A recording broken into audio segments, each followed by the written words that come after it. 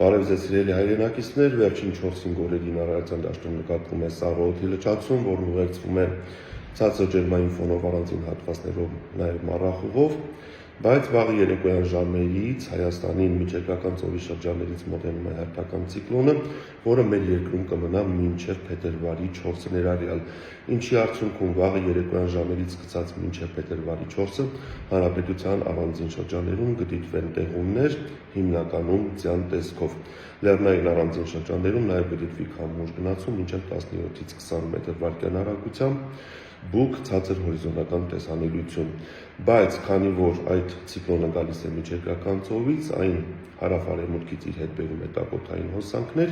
ինչի արդյունքում վաղը ցերեկային ժամերից սկսած մինչև փետրվարի 3-ը ներառյալ հանրապետության ողջ տարածքում, այդ թվում նաև Արարատյան դաշտում ու Երևանում, օդի ջերմաստիճանը այս օրերի համեմատ կբարձրանա մոտ 7-ից 8 աստիճանով։ Այսինքն, չնայած սպասվող տեղումներին, մենք հանրապետության ողջ տարածքում կունենանք օդի ջերմաստիճանի նկատելի բարձրացում և սառը օդի լճացման վերացում։